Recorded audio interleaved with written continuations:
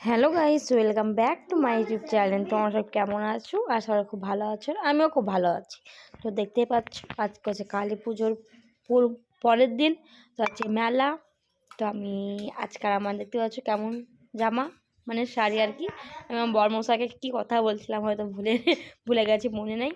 তো কেমন লাগছে আমাকে এই সাজটা তোমরা কমেন্টে জানাও। তোমরা অনেকজন কমেন্টে বলছো না আমাকে কিন্তু। তো এখানে ভদ্রলোকও বসে গেছে মা কালীর কাছে। খুব সুন্দর লাগছে সবাইকে। मेला देखते मेला সবারই আসছে ভিডিও। ए मैं हूँ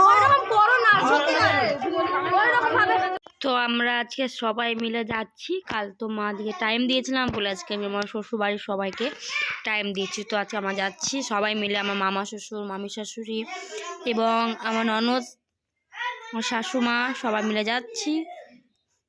বড়মশাই খুব ভিডিও করছে। প্যানেলটা খুব সুন্দর করেছিল, অপূর্ব করেছিল। এখানে দু রকম ঠাকুর হয়, একটা কালী ঠাকুর, একটা ভৈরব ঠাকুর।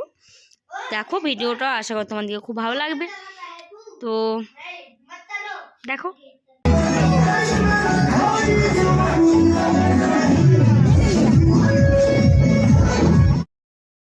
ঠাকুর দেখার পর আমরা সবাই মিলে চলে গেলাম কালীঘাট। তো কালীঘাট বলতে এটার নাম হচ্ছে শ্মশানতলা। এটার নাম না, একটা যেখানে যাব ওটার নাম।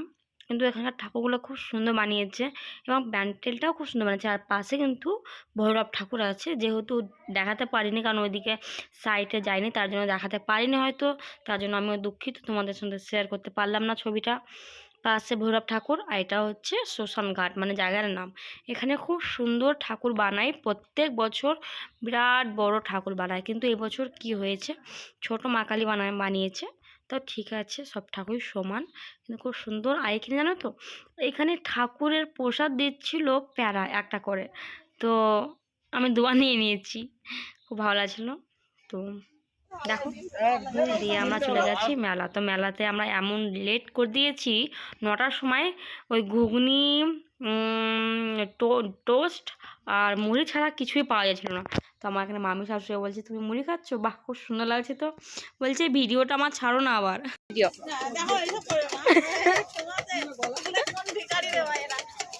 বেশ ভালো লাগছে কিন্তু। আগাম খেতে লেগেছে, কিছু ভাবছে না। এখানে আমরা কিছু খেতে ইচ্ছা করছিল না, যে তোমাদের খাওয়া দেখে আমার পেট ভরে গেছে। তো এখানে দেখতে পাচ্ছ সকাল সকাল এবার আমরা বাড়ি যাব। তার আগে আমরা কিন্তু এই বেলুন বলছি, এই বমটা ছিল, তো এই বমটা ফাটিয়ে নিয়েছি। তো অনেকক্ষণ চলেছিল, খুব ভালো লাগছিল।